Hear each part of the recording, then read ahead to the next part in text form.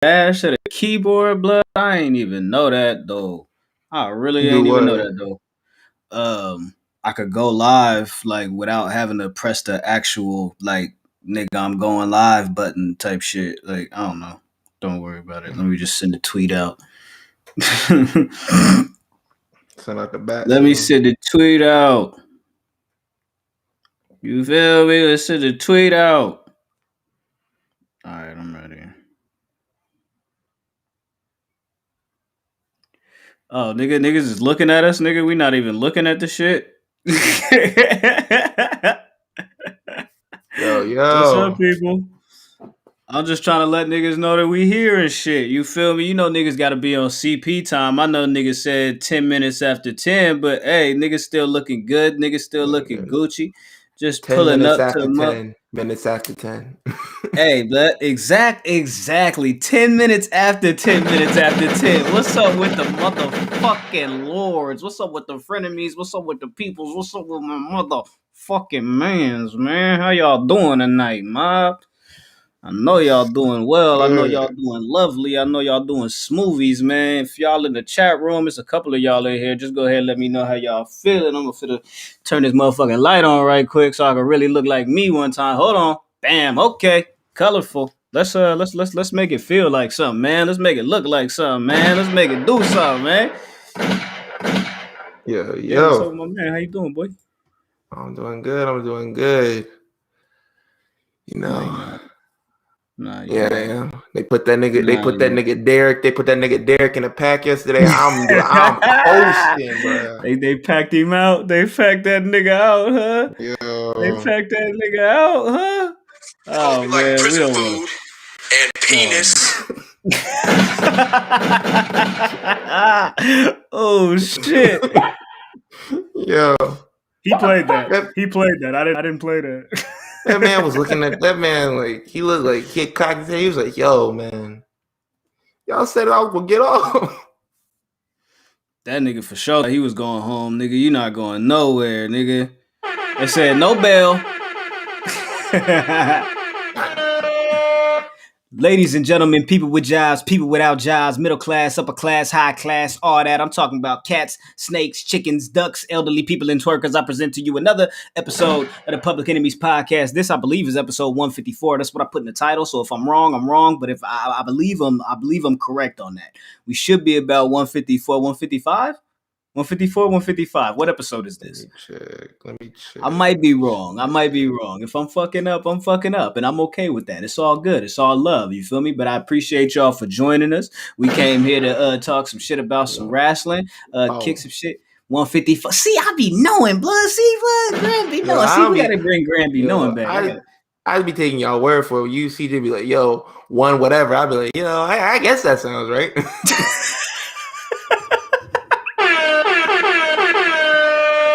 I guess it does sound right. I mean, I don't know. Like, I honestly, like, I don't be keeping track of all of this shit all the way through. You feel me? But hopefully, you know what I'm saying, we could keep this shit going, man. Anyways, as y'all can see, of course, I go by the name of Graham. Y'all talking about Grammy Davis Jr. right there on the bottom of my, yeah, I mean, all the way on the bottom of the it. My little fingers was going over a little bit too far. I gotta respect my boundaries. Anyways, I'm over here sitting with my motherfucking mans, man. What's up with the guy? What's up with the son of Mars? You feel? Oh, this nigga gotta pull that up. Did you have to do that? Yo, Did you public actually enemy have to do number that? one. Okay, so shout Yo. out to the public enemy number one. We here with Benny the Butcher. You feel me? What's up with the man? Oh, not much, just chilling. Okay. Well, Yeah. let's act like we know what we here for, man. Let's act like we know what we here for, man. You know what I'm talking about? We here to talk about some shit, talk some cash shit. I want to change this color on there because actually, technically, it's supposed to be black. So we go ahead and fix that right quick. Anyways, man, how are you today, bro? You good? Yeah, I'm good. It's I'm been a couple of good. days, right? Yeah. Good to hear, man. Welcome to episode 154. 4, of course. Jizzle ain't here. It's just me. Hey, you know what? Me and you, we need a tag team name.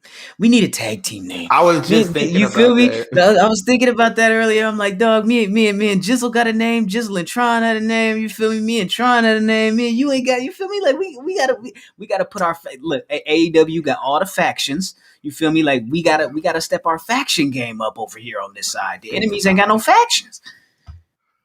Think about it, man. Because That's something to me and think about, Tron, ain't it? me and Tron were Team Lakers, bruh. Yeah, bro. You feel me? Niggas Shit. was the Lake Show, CJ was man. like, yeah, Y'all niggas CJ was the Lake started. Show. CJ got turned into a pack last week. He ain't gonna show up this week. I understand. I understand. Oh man. Oh well. I apologize, you son of a bitch. Yeah, that nigga ain't popping up, but it's all good. It's all love, man. Oh, I'm so glad you added that to the board, nigga. What? Yo, Oh my goodness. Okay, so let's start out. Let's start out with some small package news. Of course, let's fuck that. You know what? Jizzle's not here to do a smoke break. There's no boundaries with this episode. I didn't necessarily create like the whole how are we doing the segments this week and that and the third. Yada yada yada. Fuck all that, man. Fuck all that, dog. freestyle If this y'all bitch. are, yeah, man, if y'all tapped into the motherfucking show, of course, you can watch this motherfucker on youtube.com/Public Enemies Podcast. If you're watching on YouTube, if you're watching on Periscope, if you're watching on Twitter, whatever the difference is, you know what I mean? We appreciate you. I appreciate you and shit like that. Yeah, no segments today. Let's just talk, bro. Let's talk. Me and you ain't had an opportunity to host this show on a one-on-one. You feel me on other shit. You feel me? So let's just go ahead and give the people some good conversation. Let's go ahead and cover some cool topics and shit like that. So I want to start with small package news because the last time that we were here, I believe it was the day after we dropped our episode. That's when the whole shit storm, you feel me, happened and everybody got released. Samoa Joe, Mickey James, you feel me, Kalisto, fucking who else is on that list? Billy Kay, Peyton Royce, like all of them, shit like that. Okay, so all of those people got released.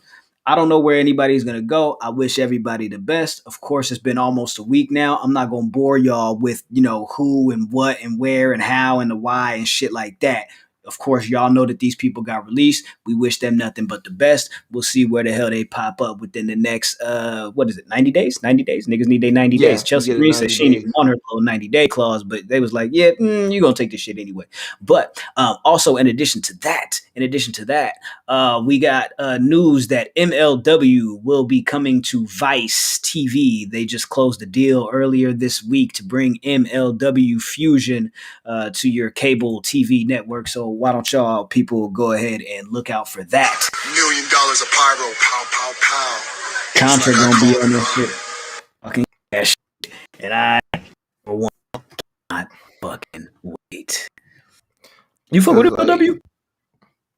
yeah, I fuck with Jacob Fatu and the Hammerstone dude they got over there, and they got Leo Rush. They got some good acts over there.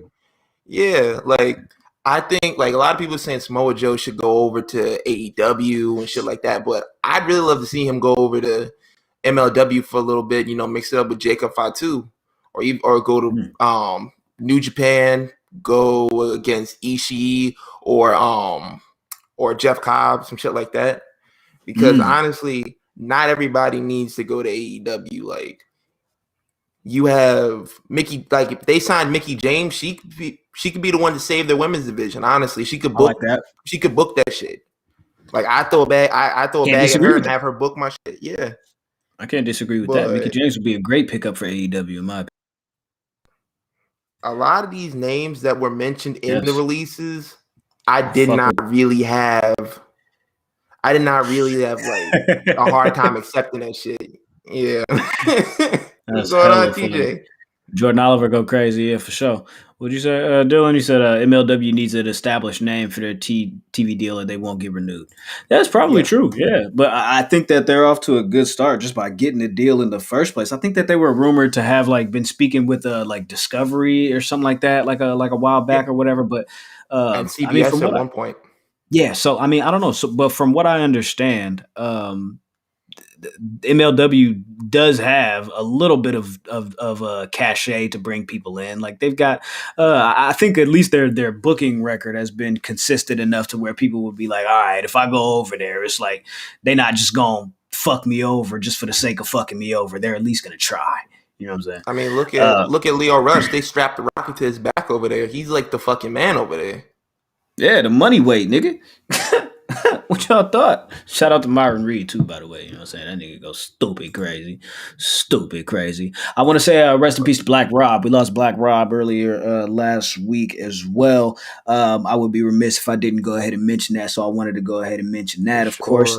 Let's see. What's the biggest news of the week in your opinion? What do you think was the big headline, the big thing that was like that's, you know what I'm saying, that's the main story coming out of this week. That's what everybody's talking about. That's what has the timeline ablaze and shit like that. What would you say would be the story of the week? Shit. I know Samoa Joe shit hit me hard. Yeah. Because I think that's still like a heavy piece of like the conversation, like the Samoa Joe, like the releases and shit. Like people are still like hung on that. Like everybody else, like it made sense. I understood, like they weren't doing nothing with Peyton Royce. Billie Kay, even though I was kind of upset about that, it didn't really, hurt me because I already knew she wasn't really doing anything. She was floating around. Mojo Rawley, all the other names that were released, like none of those like really spoke to me. Like Samoa Joe, it hurt, but I understood because the word on the street is they weren't clearing him to wrestle and he wanted to wrestle. Mm-hmm. So I guess the deal is he's going to be like, yo, I'm going to go get cleared somewhere else. I'll go wrestle for somebody else because Daniel Bryan had to do that. He had to threaten them like, yo, I'll go to Ring of Honor. I'll go to New Japan. Like I got like 5-6 other doctors that are clearing me. Like your doctor won't clear me here. Like that nigga got cleared by the NFL doctors and they was like, nigga, so? They're like, nigga, you getting tackled, nigga? So? Like, nigga, they're like big worm. Like, yo, the fuck that got to do with me? Yeah, no. I think the thing with the Billie Kay thing is like, it's one thing to be like, okay, you're missing out on a performer, an in-ring talent such as like Mickie James or such as like a Samoa Joe or whatever. But the Billie Kay thing, I don't think that she was great in the ring. However, from a character standpoint, she consistently executed her character better than 90% of the roster. So definitely, I don't understand why or how they couldn't find a spot for her. But I mean, there's other people that they can find a spot for that have less cachet or have not necessarily cachet, but don't perform as well every time out. Like she's knocking it out of the park with her performances. You feel me? No matter how stupid or silly that they are, you know what I'm saying? She gets it over. So like, I don't understand like from the iconic shit, she was the most entertaining part of the Iconics when they gave like the little job application thing. She was handing it around, a little resume joint, like she was killing it with that. And it shocked me because she was just part of WrestleMania. Yeah. But I guess it shouldn't shock me that much because they released Samoa Joe was there. They had this nigga in a poncho. Yeah. Yo, that was fucking wild. Like, yo, that's the last picture of you in WWE. You standing beside Michael Cole. He's talking about WrestleMania. You're looking at this nigga at the side of your eye. That's trash. Yeah, I'm sorry. But like, I'm sorry. all those other releases, it wasn't really that big of a deal like it was last year. Like last year, they were releasing like top niggas. Yeah, like last year they was tripping last year. Definitely. Yeah. This year was like, all right, cool. You niggas ain't really getting used like that. I mean, we just heard through the grapevine that y'all wanted to get on TV and you was mad that you was on Main Event last week. So with that said, here's your walking papers, nigga. Get to pushing. Yo, another name, Bo Dallas. Bo Dallas is gonna be fine. That nigga has a real estate company, man. That's hilarious. When I read that my man Bo Dallas, when I read that my man Bo Dallas got a real estate license and was like, "Fuck this shit," I said, "Man, hey, dude, do what you gotta do, bro. Do what you gotta do." because he understood, like, yo, this Bo Leave shit's not getting over. This It's not gonna work. B team shit not happening. Like, I'm not getting any TV time. I might as well build up my life outside of this shit for when I get cut. Yeah. Well, good luck to you, Bo Dallas. That was the most time we've ever spent on talking about Bo Dallas, and that will be the last time we ever spend that much time talking about Bo Dallas. Congratulations to you. You had a moment in the sun. Well, did you watch Dynamite tonight? Did you watch AEW Dynamite? Yeah, last night, I guess, at this point. You know what I mean? What did you think about Dynamite this week, my friend? I feel like this is the second week unopposed, so this is why I have to ask. Given that this is the second week unopposed, like, we gotta kind of look at how are these shows performing at this point now that they're not going head to head with each other, and now that people don't have to choose what they want to watch. You can just pretty much tap into whatever you want to tap into. I feel like both of them are getting to a solid rhythm without having to like do the whole competition. Like, I'll put on this match because they're putting on this match. Like, you can book your shows better, streamline.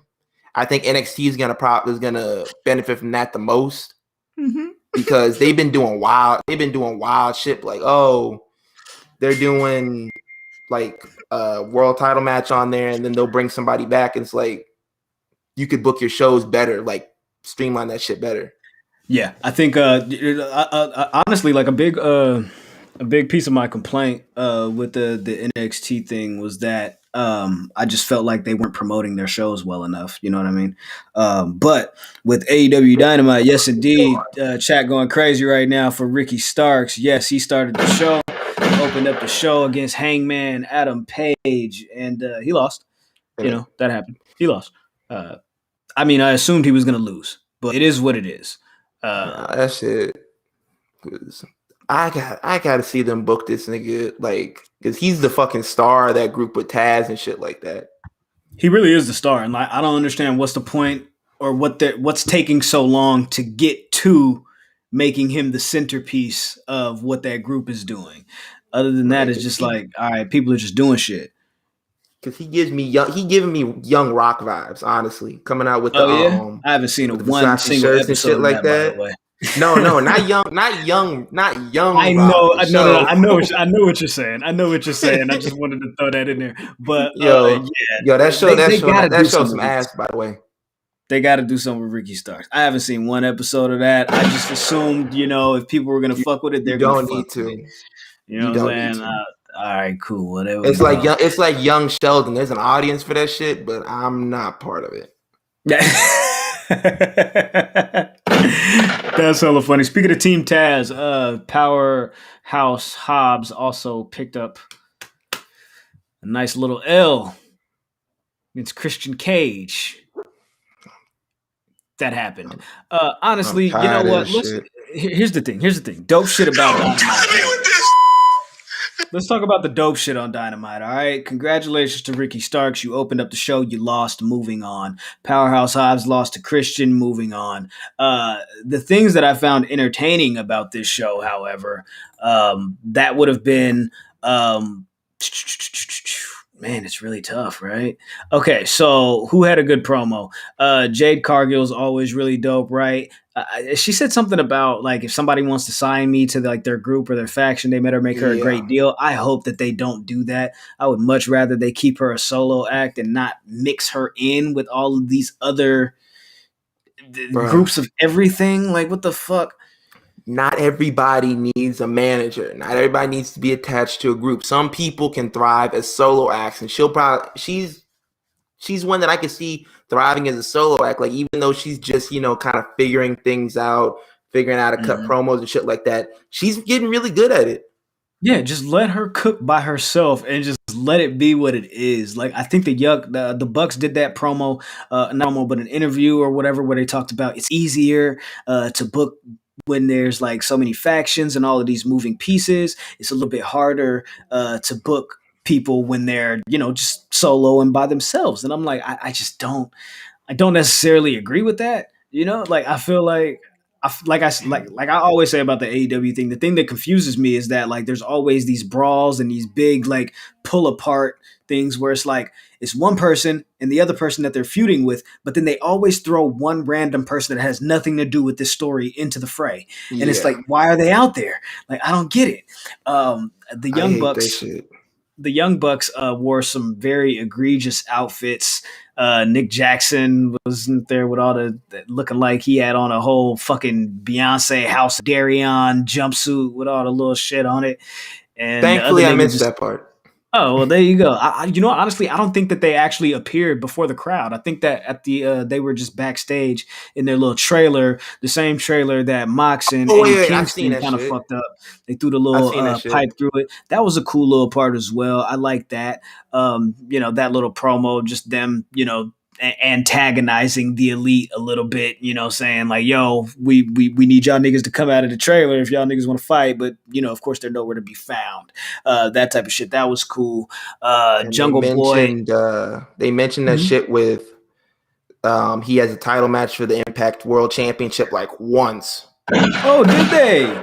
They mentioned it once, like it was like like it was a passing thing, and they just glossed over it, and then Mox and and Eddie Kingston are like right outside of their trailer and shit like that. Like they barely talked about it.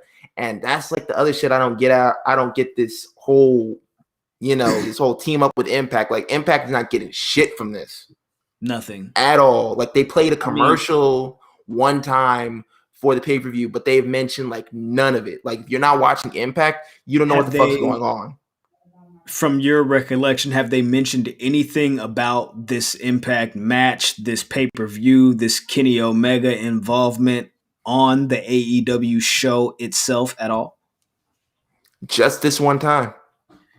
And was that actually on the broadcast, or was that a commercial advertisement that was played going into or coming out of commercial?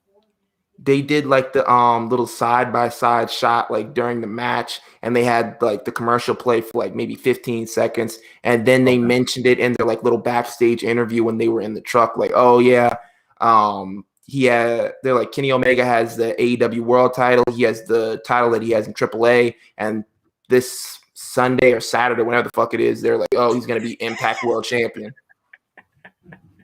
I just see, the thing is with the, like, I feel like it should be a bigger deal, right, to them to mention this, because like if you're investing in this, you're investing time, you're investing your talent, like you're allowing Kenny Omega to go work this event, right? Cool.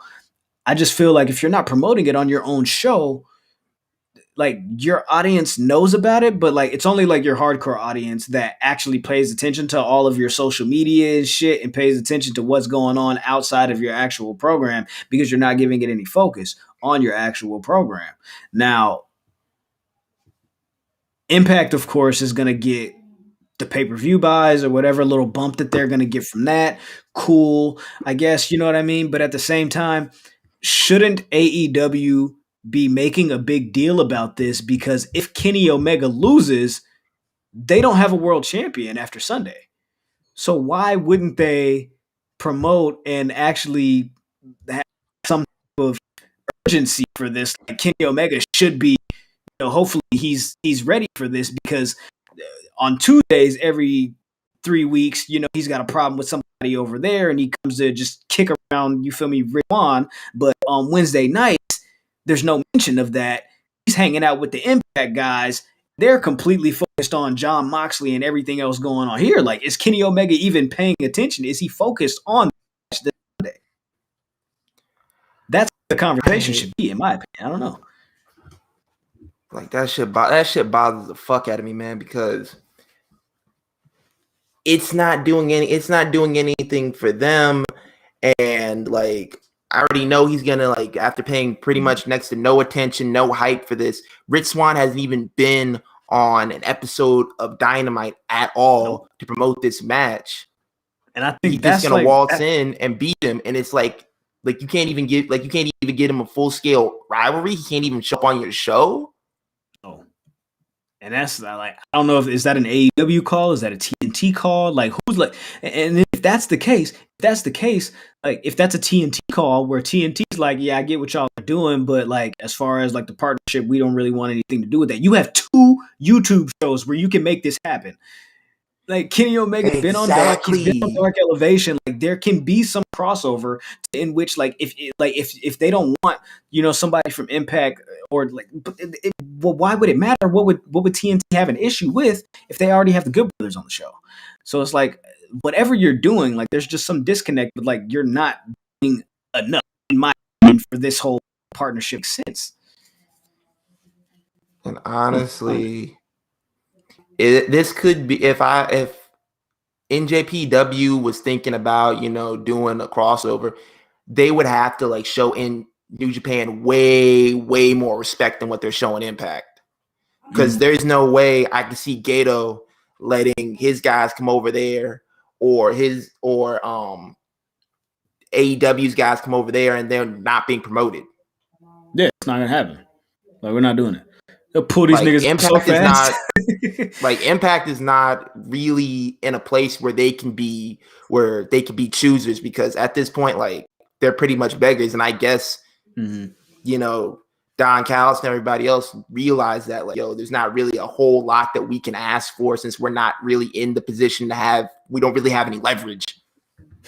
Dylan in the chat says, who realistically in Impact could beat Kenny? Moose, Eddie Edwards? Like, good Lord. Like, damn. Yo. Bullshit, you feel me? That's horrible, man. Yo. They got nothing going on over there. Yo, are we talking about a shoot fight, or are we talking about... I mean, if we talking about a shoot fight, nigga, come on, bro. Like, yo, Jordan Grace was smack Kenny Omega to fuck around. Like, yo, I can see Willie Mack yoking that nigga up real fast. Oh yeah, for sure. Easy money, man. I feel like there was something else that I liked on Dynamite, but I can't quite remember it offhand. Anyways, it was a cool show. QT Dynamite. Marshall? Oh, you didn't like that's QT for Marshall? sure what it was. Come on, bro. You know I'm the QT Marshall #1. You feel me? Like, come on, dog. Like, what? No, stop that. Don't ever You's a fucking nut, nigga. Give me the lie to frenemies like that ever again. That's crazy. That's wild, man. Like, come on, bro. Like, at this, like, your ass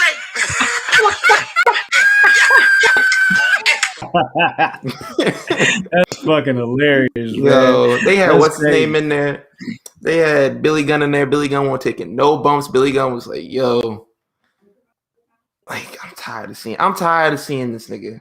I'm tired of seeing Billy Gunn. I'm tired of seeing QT Marshall. Yeah, man, it is what it is. This storyline is not working. Of course, in my opinion, and if you can see it, you can see it, right? This is going to lead to Cody Rhodes coming back in like a week or two and leading the charge against the Factory, leading into Double or Nothing. Like, bro, like, they have to do something with Cody. This nigga is so fucking boring. This nigga is boring as shit. He's just Cody ain't been doing shit since like October. I don't want to see this man come in and have matches with the fucking Librarian. I don't want to see this man come in and have matches with Billy Gunn's son. Like, if you're gonna use Cody Rhodes, use him to give me somebody Cody Rhodes, nigga. Like, exactly. Like, this nigga needs to be in the main event. You're wasting his precious years, bruh, because he's gonna leave. He said, like, yo, I'm thinking about going and doing some more acting. He's like, yo, I'm thinking about going and being a politician. He's already doing. This is his idea. This is his fucking fault. Like, yo, he's wasting his own time, bro. Yeah, he really is. He honestly is. Like, he you know what he is? I don't know if he's like flipping through those pages of the old like you feel me, like the booking book that he got from his dad. You know what I mean? Like, I don't know if he's like trying to find the perfect angle or what it is, but it's not working. Not everybody needs a push, bruh. Yeah, no. Some people like push, for sure. Like Jake the Snake even said it like in his what's it called? He was like, yo, when he came to WWF, he was having good matches with everybody. He was trying to put everybody over. And Vince was like, yo, what the fuck are you doing? He was like, yo, I'm trying to put people over. And then Vince was like, yo, I didn't bring you in here to put motherfuckers over. I brought you in to be you, nigga. And that's dead ass how I feel about Cody. I think, like, be Cody Rhodes, nigga. Be in the main event. The Murder Hawk is a face now, right? I don't know what the fuck. I feel like he's a face, but I haven't seen Jake Roberts in a minute. Anyway, I don't know. Jake Roberts is standing in the background, just looking with his arms and shit, his arms folded and shit like that. Like, he don't be doing shit. I hope y'all enjoyed Dynamite, man. I really hope y'all enjoy Dynamite. Yes, indeed. Chat. It for sure is a copy paste of the Bruno and Larry Zbyszko feud from the 80s for sure. Yeah. Yeah. But what? Package news. We got a storyline.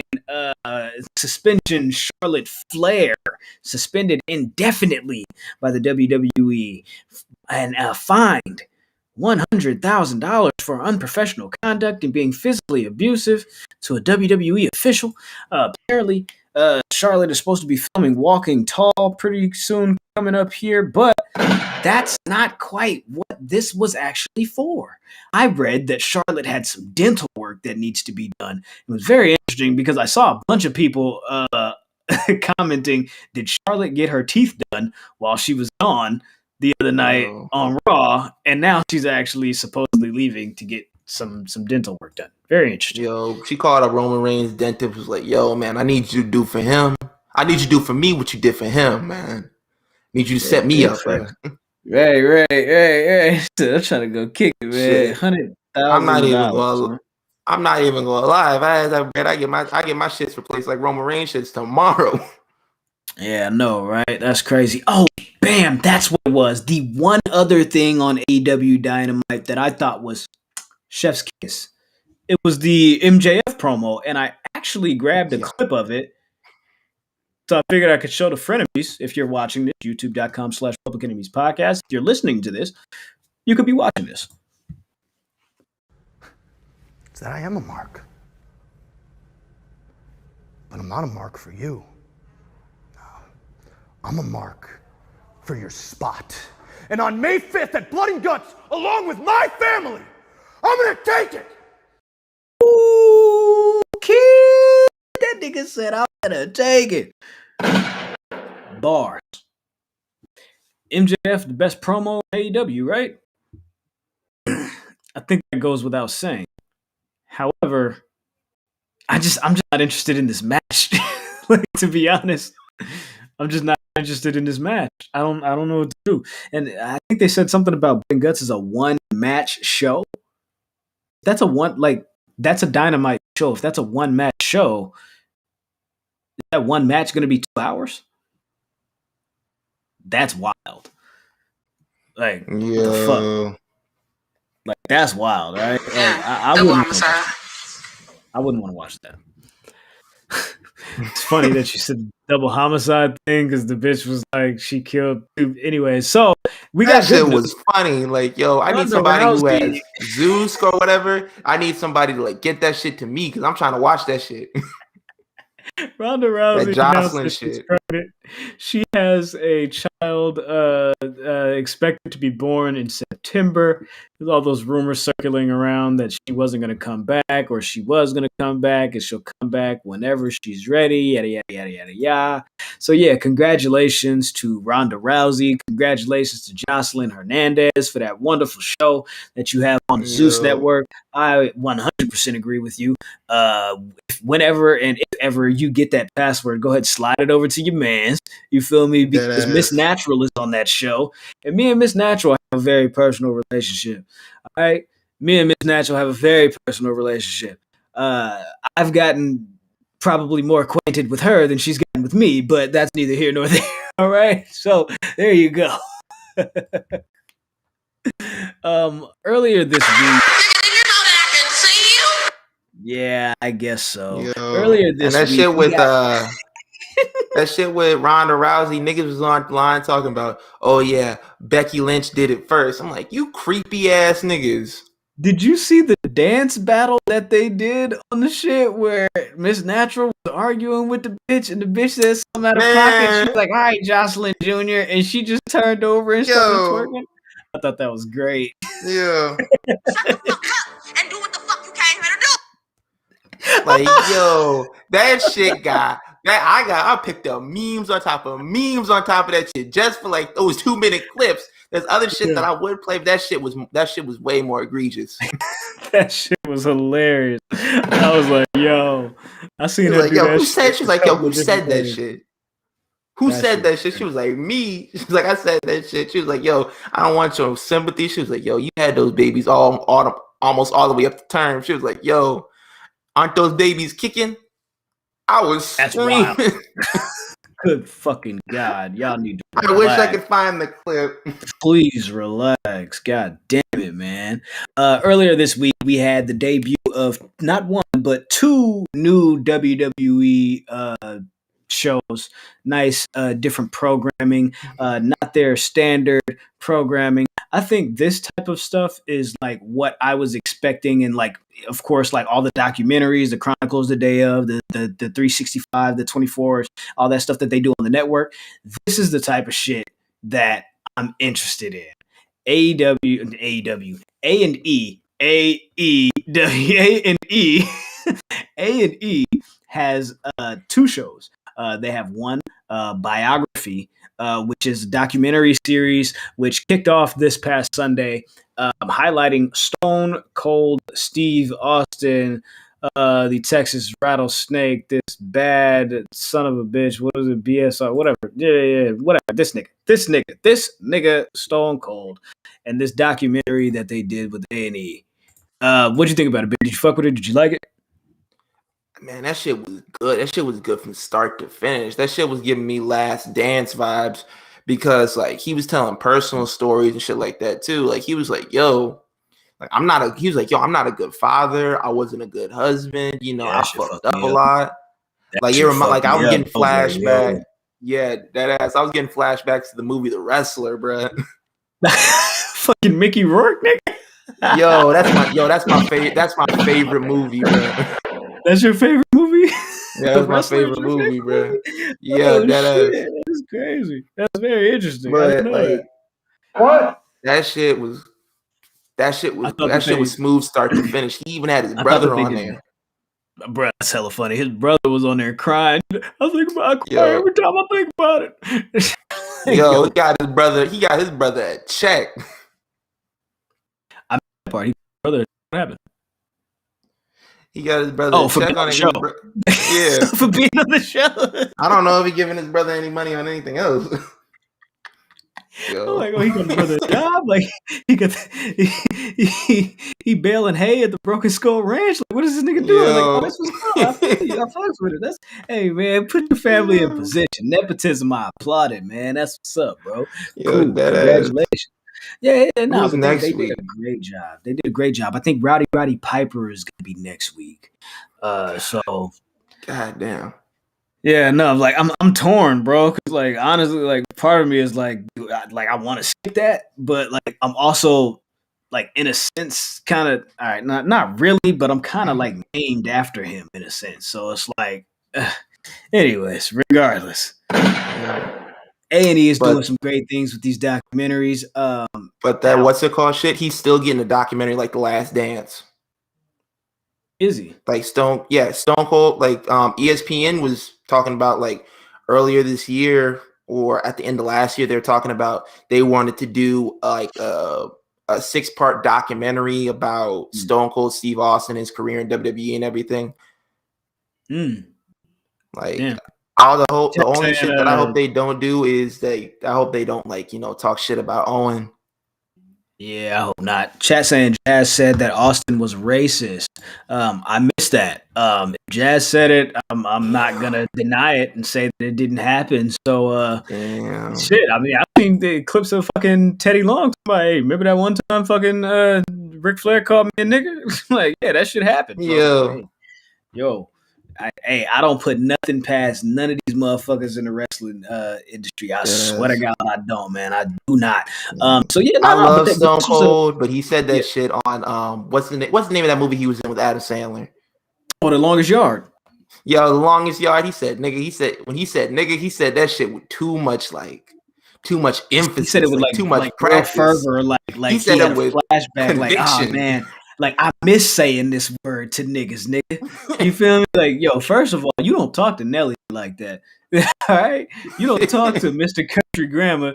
Okay, no one heard you just said your name. Oh, you really feeling guilty about something, man? Said, check this out, bro. He murdered KRS-One. You don't think that he would do that to Stone Cold? Relax, nigga. Relax, nigga. You could get it too. Nelly is an anybody killer.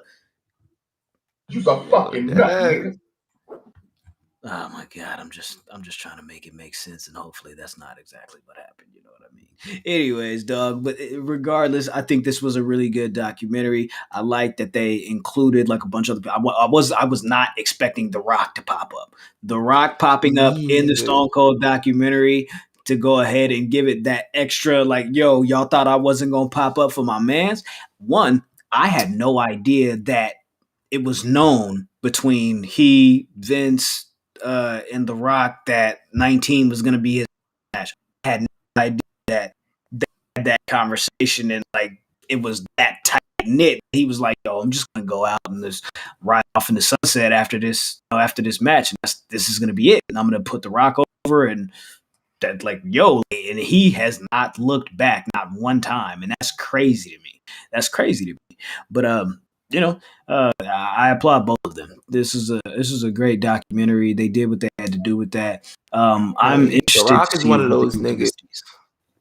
The Rock is one of those niggas. Like he'll pop up if he's cool with you and you need him to do some shit. Like he'll pop up like the shit with Ken Shamrock going into the Impact Hall of Fame.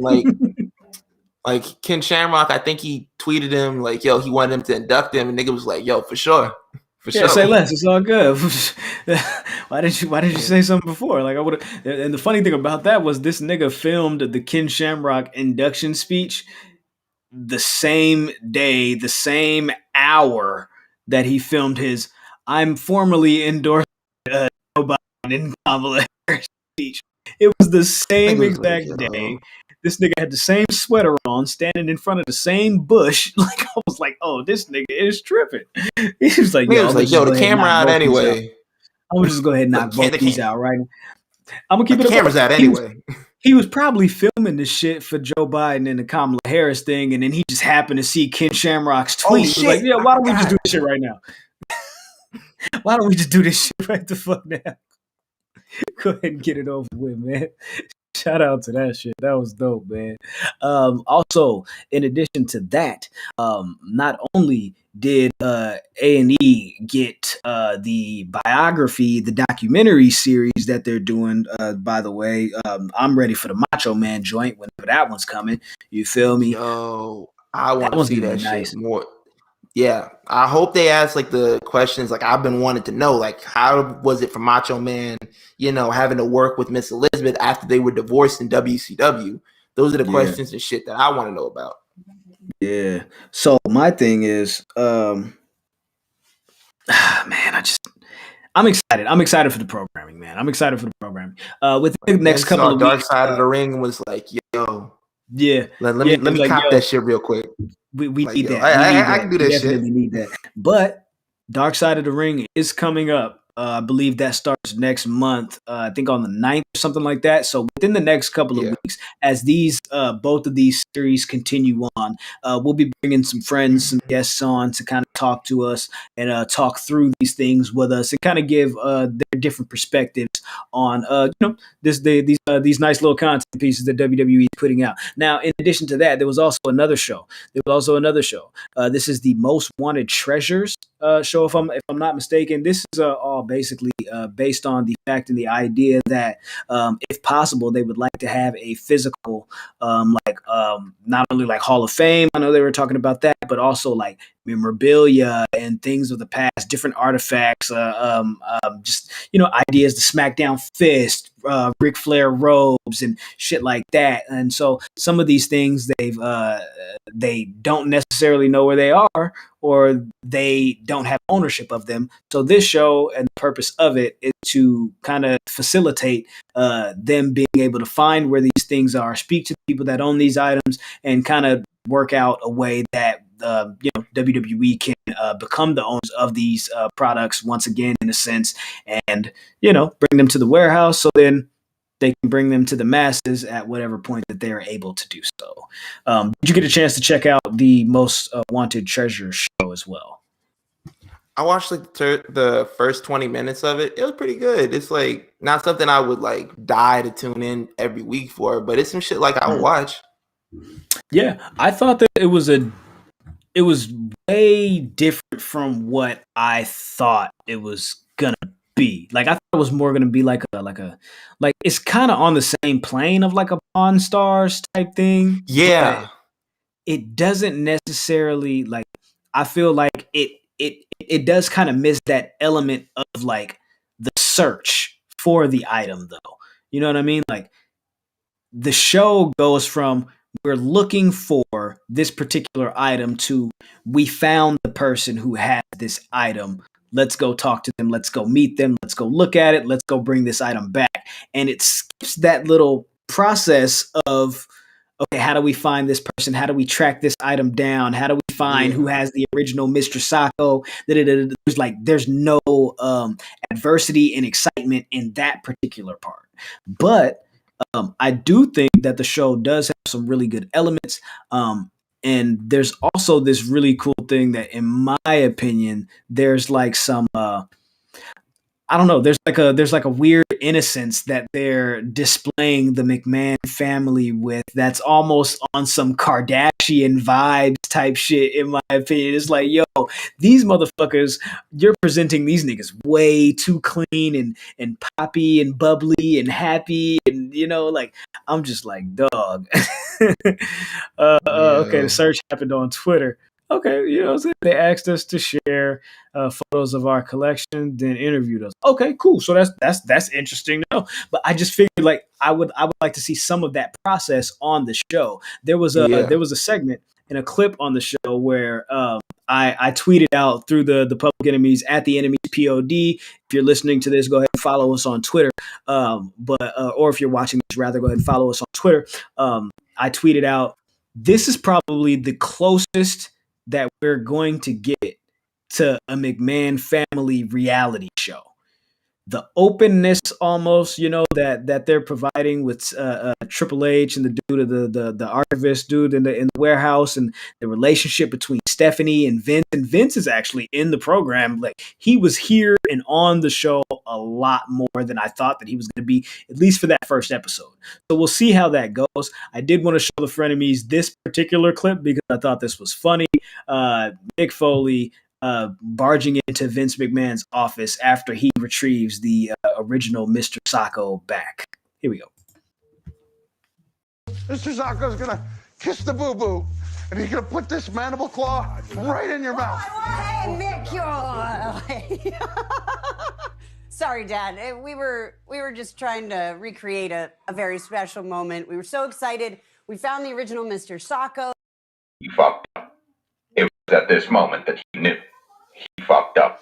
That nigga said, I'm gonna put this mandible claw right in your mouth. That nigga Vince McMahon looked at that nigga like, if you take one step over here, I'm going to fuck you up. I want a Vince McMahon tell-all book. Yeah, that'd be pretty cool. I think Vince McMahon tell-all book would be interesting. There's like that documentary, not the documentary, but the biopic. Am I saying that right? The biopic about his life that I guess people were supposed to be working on. They were rumored to have like Bradley Cooper supposed to be playing Vince McMahon or some shit like that.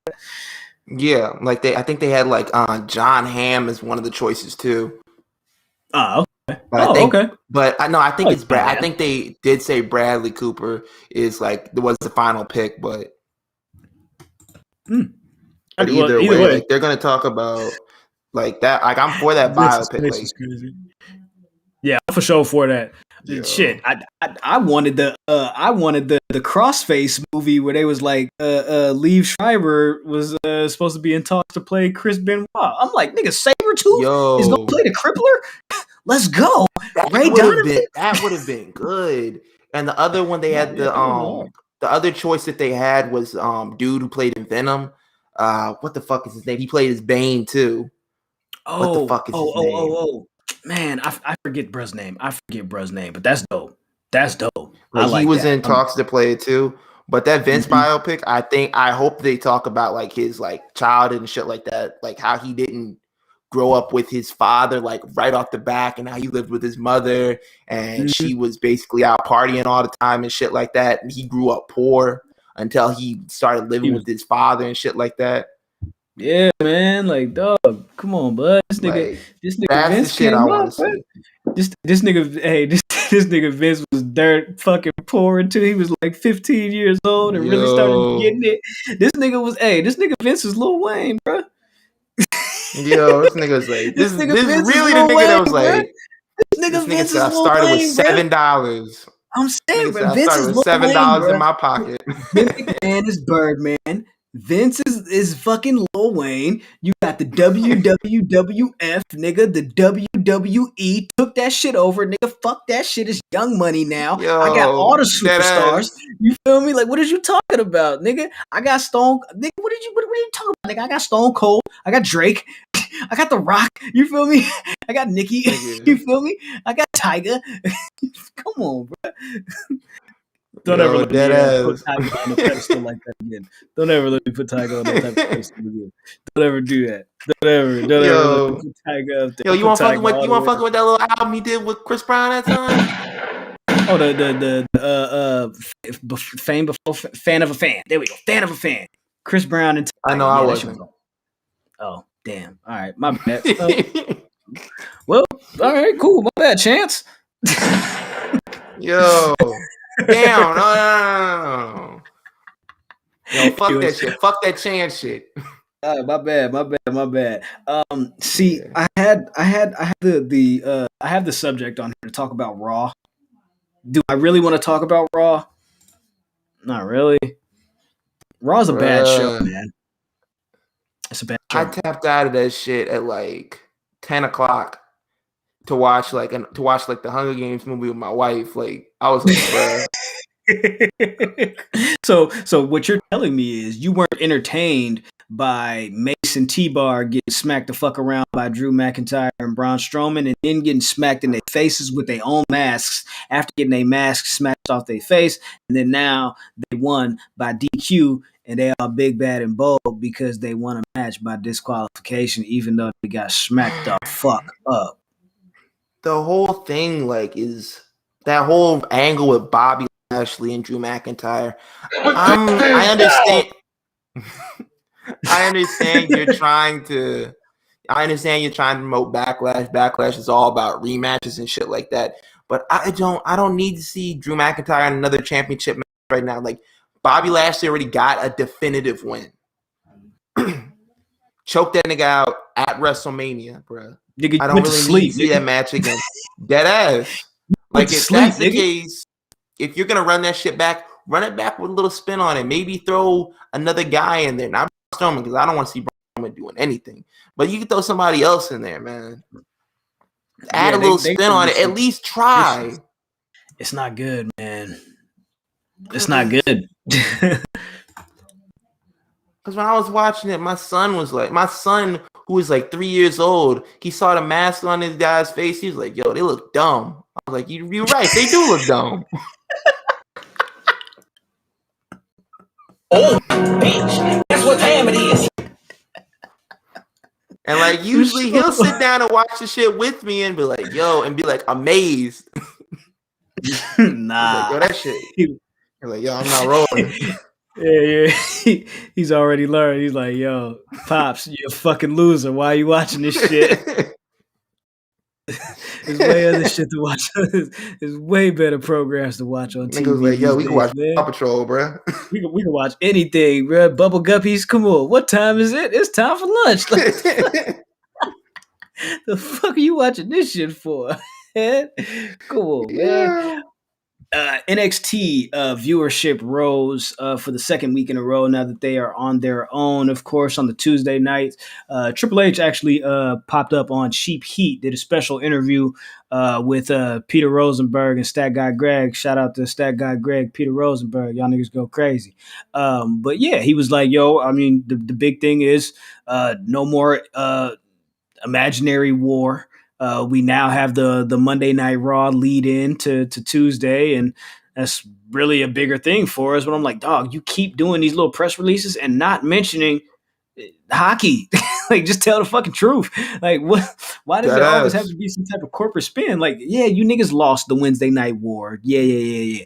Y'all didn't get too many W's in that little year and a half. You feel me?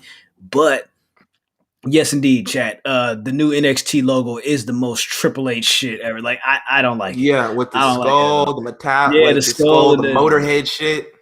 yeah, bro. Like, come on, man. Rest in peace to Lenny, but Triple H, let it go, bro. Let it go. We got to do something different, bro. That's not it. But they are trying to. It seems rebuild this show. Like as far like last week and this week, we've had a lot of Mercedes Martinez involvement. She's had like multiple segments on each of these shows. They're trying to like really establish her as like, okay, let's figure out who are going to be the cornerstones for each of these divisions. Kushida went from fucking wrestling in jeans to not really winning very many matches to all right, cool. I'm gonna go ahead and put my fucking wrestling gear back on. And then this week he's not wearing shoes. You Matt Riddle now? Fuck. Yo, honestly, the shit with Kushida, I'm like, yo, let this man go out here, do like the time splitter shit that he was doing in Japan. Like, let him do that shit while you signed him over here. Let him do that little shit he was doing, Alex Shelley. This nigga don't need to wear jeans. This nigga don't need to go like barefoot and shit like that. Like, let him do the shit while you signed him. Yeah, just let that nigga cook, man. These open challenges. I don't know how long they can last. But I think that it looks like they've actually they are in the process of moving him into a program. I guess the Santos Escobar shit is going to continue because next week we're looking at a 6-man tag with Santos Escobar, Griselda Del Fantasma, MSK teaming up with Kushida to take them on. Also, the only there's nigga I want to see doing open challenges is named John Cena, bro. That's a big fact, man. Shout out to Cena. I don't want to see Darby Allin. I don't want to see Cody Rhodes. I don't want to see Kushida. I don't want to see none of you niggas out here doing open challenges. That's a fact. Shout out to Cena, man. He posted something on his Instagram of a photo of Karrion Kross. He's always very cryptic with those, but you know, Cena's always watching. He's always hovering around, checking shit out, seeing what people are doing, making sure he's got his eyes on the product. But also on NXT, I noticed that they are doing a better job of promoting the show for the viewer that is interested in what's not only happening tonight, but down the road. Once again, we have like 3 matches booked for next week already coming out of this show. And this is something that AEW has done over the last 2 years. The show is happening. Matches are booked during the show for next week. They are announced during the show for next week, and they are promoted from that moment on until the next week when we are asking you to come back and watch us again. WWE being around for 60 plus years, like, come on, my nigga, like, get it together. Because what? That's what a TV show is. Your TV show is you selling me on next week's episode every single week. How the fuck am I supposed to come back, or I know that I want to watch it, if I don't even know what the fuck is going on? Like, you could have a 5-star classic on that shit, but if I don't know about it, I'm not gonna go out of my way to tune in. Exactly. Yeah. Like, I think like the WWE was announcing or promoting Braun Strowman versus Randy Orton for Monday, if I'm not mistaken, and then that match ended up being Riddle beating Orton. or Randy Orton. Excuse me, my apologies. Black Announce Table. Oregon, nigga. Yeah, for sure. Randy Orton, nigga. So yeah, that type of shit. Fucking this nigga, the Kyle O'Reilly thing. What do you think about Kyle O'Reilly? He beat Cameron Grimes. I thought that Cameron Grimes should have won that match. I'm just really into this whole Cameron Grimes. I got all this money from NFTs and fucking Robinhood and stocks and shit since he came up off GameStop, man. That's crazy. So we got that shit. NXT was cool. It wasn't really super, monumental or anything. I just think it was very consistent coming out of last week's show, and at least holding their own weight here with this week. Hopefully next week is something to look forward to, because again, like you said, the TV show and the point of it is, of course, for you to be selling me on your next episode every single week. So I don't know. Hopefully they'll do it and they'll get it right. Let's see. We had NXT. We talked about Dynamite. We talked about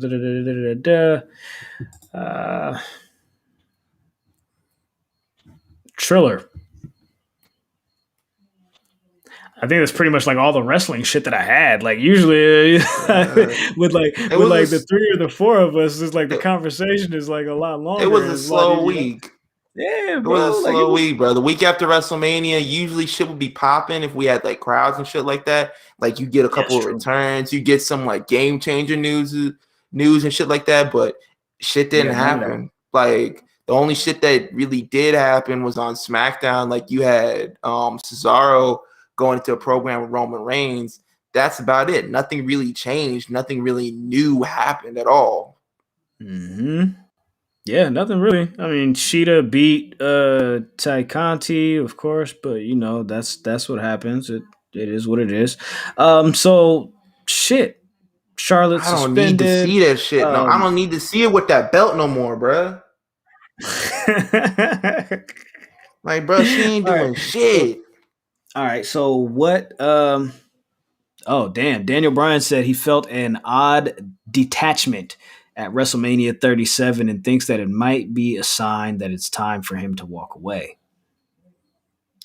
Like, yo, if he's really feeling detached shit like that, now is the time to go. And I really think it's good. Like, if he goes now, you go while you have your body intact. You go while you still have like some legitimacy to your name. You're not going out like The Undertaker. You're not going out like any of these other guys where you looking pitiful, you looking sad and shit like that. Like you still looking like you on top. Yeah. Damn, that's crazy, bro. His contract is supposedly up in September of this year. That's very interesting. Like I don't know if he is gonna if he's gonna hang it up, but I would much rather he hangs it up sooner rather than later, and not being able to actually enjoy his after years and enjoy his life after wrestling. I would much rather he's able to do that. Like we talked about earlier at the beginning of the episode with Stone Cold, he walked away when he felt like it was the time for him to hang it up. He hung it up. And now he can actually still actually enjoy his life. He has projects that he can do. He could he's not like in so much pain to where he's like bedridden or he's wheelchair ridden or you know what I'm saying? Like he's fully functional. He's cool. He's good. He's good money. There's way too many of those right now, bro. Stone Cold is the Ocho Cinco of the WWE. He walked away and he looks at everybody else like, what the fuck is your problem? I do what I want. I eat what I want. Like, yo, this nigga, like, yo, I get to come back interview who the fuck I want. That nigga Ocho Cinco was like, all right, B, Brandon Marshall, how many years you been out the league? 3 years? And your fucking back still hurt? That's your fucking problem, man. I keep telling you, man. Do what I do, man. I built up a fucking callus eating up all this McDonald's over here as a fucking pegatarian. That shit was wild, bro. He called that nigga a pegatarian, bro. He said you over here with this Peggy shit. Yeah. Owen Hart for sure damn near had Stone Cold wheelchair ridden.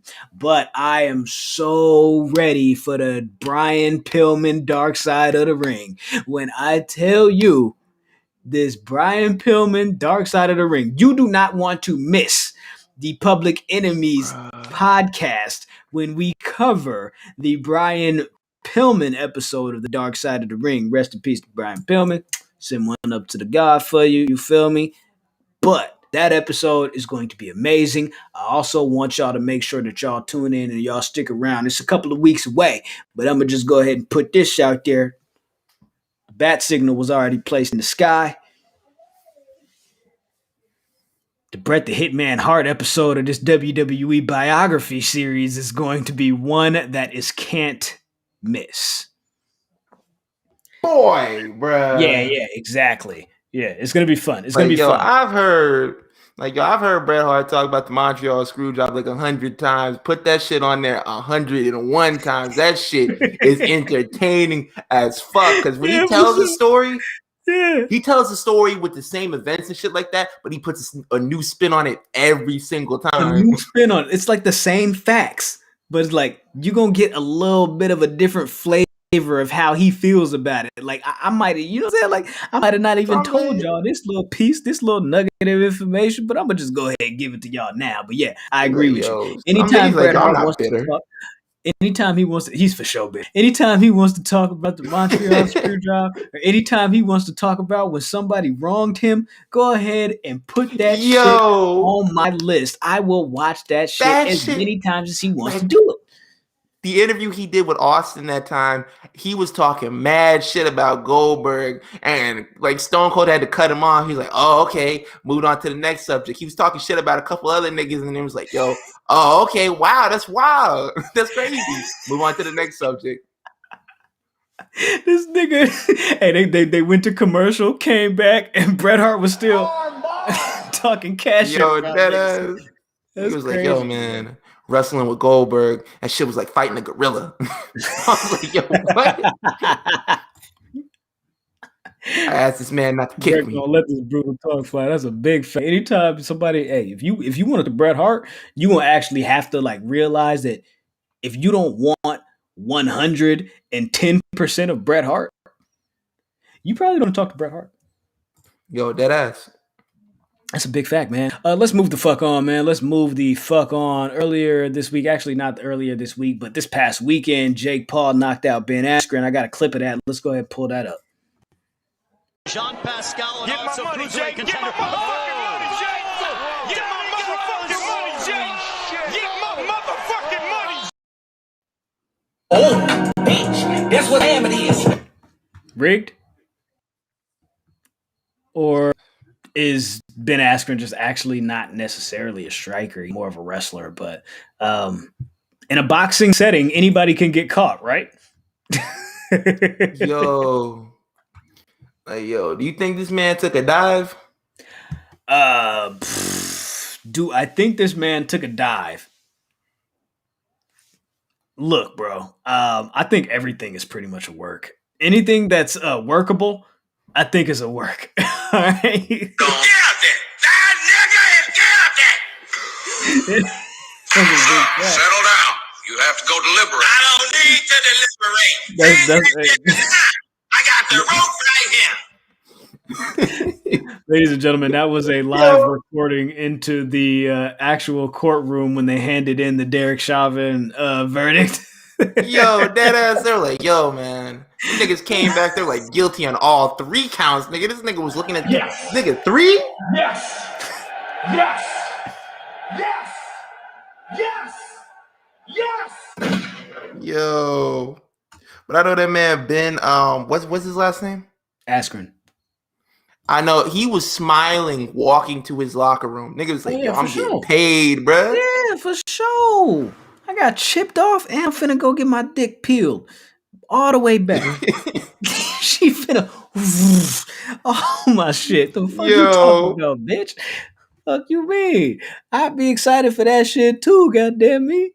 What are you talking about? Nigga had to take 1 punch and he didn't have to go. That shit was like, they were talking about Nate Robinson and shit like that. That shit was nowhere near as bad as Nate Robinson. Nah, nowhere near as bad as that. Nah, it was nowhere near as bad. Nate Robinson actually got punched up.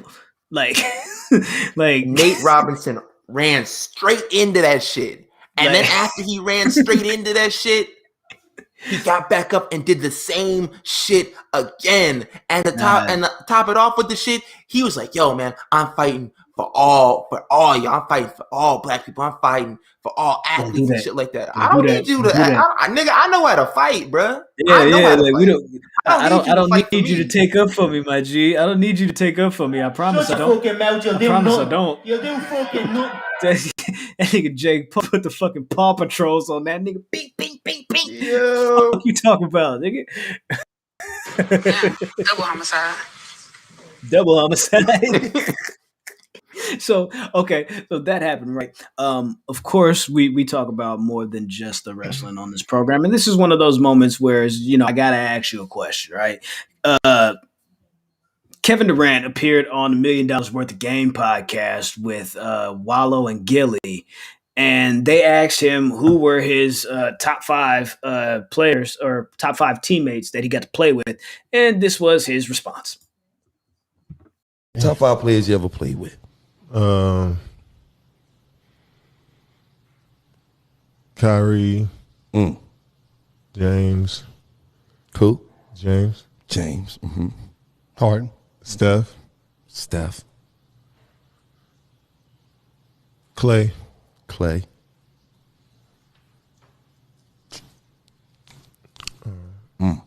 Yeah.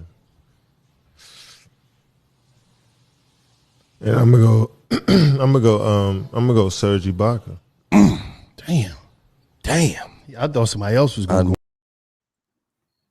Yo. You heard it. You were too busy cleaning your knife. So all that really time that took between the 4th and the 5th person, did he mean to slight Westbrook? Or because right after that, they were like, yo, you didn't bring up Westbrook. Like, yo, I'm glad you called me out on that. I would go ahead and put Westbrook, take Serge out, but put Westbrook right above Clay. They're like, I don't know. I don't know if he meant to do that or if that was just one of those nigga things. Nigga said Serge Ibaka. He for sure said Serge Ibaka. Like I got like, no. Bro, I would put Draymond Green before I put fucking Serge Ibaka. I was don't say Draymond Green like it's a bad thing. Don't say it like it's a bad thing. All right, like this lowly ass Draymond Green. Draymond Green is not a bad thing. Draymond Green is like one of the top defensive players, bro. But like, yo, and the niggas on my fantasy team of all time. Yo, but I was like, bro, when I saw this shit, I watched that shit like earlier today, and I was like, yo, this nigga for sure gonna mention Russell Westbrook. This nigga like, yo, I don't give a fuck about no Russell Westbrook, nigga. Who, nigga? That nigga got that shit smooth. I was like, yo, nigga said Serge Ibaka. What the fuck? Serge Ibaka, nigga. I got no problem with Serge, but I just feel like, come on, my nigga. Like, you know damn well. Nigga. You did what you did, man. You did what you did, man. Like, that nigga was tripping. Thought it was unnecessary. But hey, it is what it is. Yo, shout out to KD, man. KD is funny as fuck. KD is so corny. Oh shit! I forgot. Dylan said CM Punk is next. That's funny. CM Punk said he don't want to come back because he think he's just gonna be just another guy. You know, he know damn well if they brought him in there, he wouldn't be looked at as just some other guy. He would get the edge treatment, bruh. The edge treatment. I got grit.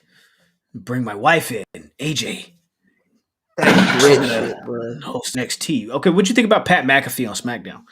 Yeah, we can pretty much get the fuck out of here after this. Like, we ain't got too much else going on. That shit with him on there, that shit was smooth, bro. Like, he plays the role of like color commentator, shit like that. Like, he plays this shit perfectly. And he had Michael Cole there to reel him in and shit like that. He was even correcting Michael Cole on some shit, like some calls and shit that he was missing. Like he's pretty good. Like, I remember when he did like the episode when NXT was doing when the episode of SmackDown and shit like that. That was I said it back then. night. That was the night after the Saudi Arabia show when they got stuck out there and they had to pull NXT in.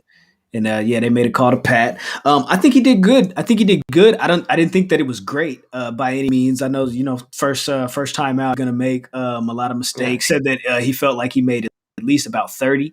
I watched a vlog that he did yesterday that was basically just detailing his first day. Also included the day before, which the announcement was supposed to be made on the 15th, but WWE announced that they fired those 10 people. And so he said, I'm going to hold off on this information because it's just not the right time right now. Niggas would have killed that nigga if he would have announced the same thing. Like, yo, you getting bread? Well, they killed him. And you released all these niggas? They even killed him even so, like the next day when they announced, yo, Pat McAfee, the new host of SmackDown, they were like, yo, so they fired all of these people and they fired Samoa Joe to make room for Pat McAfee. Like, yo, y'all do realize that Pat McAfee has been working with WWE for like 3.5 years. Niggas get on my fucking nerves with that dumb shit. Oh, y'all gonna release all these guys, but then you come here whining to me about WWE hoarding superstars and not using them. And then when they release them, you got some more shit to talk. Like, what the fuck do you want? Do you want all these niggas up in here sitting and catering? Or do you want these niggas to go work? Like, bro, what do you want? Tell me. That's a good question. Fans don't necessarily know what they want. Like, we know what we want, but we want so many things. We want so many things. It's like, yo, not all fans want the same thing. Like, we have that conversation all the time when it comes to like these growing political nations, and like not all black people want the same things from the government, from this or that. You know what I'm saying? Not all black people want the same things to happen or want the same from one another or from our communities. So it's the same thing here. Not all wrestling fans want the same things, but we all want something. We want something. Fucking facts, bro. That is a fucking fact. I will say this: if you are within the sound of my voice, this has been the Public Enemies Podcast, episode number 154. You can follow us on Twitter at the Enemies POD. Please indeed make sure y'all check us out. We are right over there on Twitter going crazy. This man, Ben Butcher right here, has been holding that down, and I promise you will not be disappointed when you tap in with the Twitter, when you tap in with the Instagram. That is growing as well at Public Enemies Pod. We will be continuing to provide some really, really cool content. We hope that you guys appreciate it. We will be back here next week to, talk a little bit more wrestling. Again, why don't we make this a thing, right? Next week, we will be here in full effect. And why don't we say, beat us here, don't meet us here. All right, 10-10.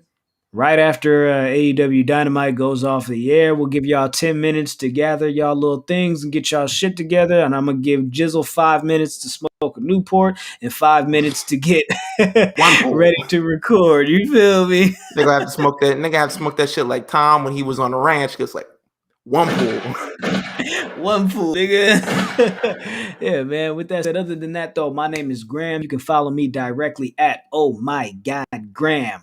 You can follow Jizzle at _that's_me. And Ben, since you are the public enemy number one, why don't you tell the folks where they can follow you, where they can find you, shit like that.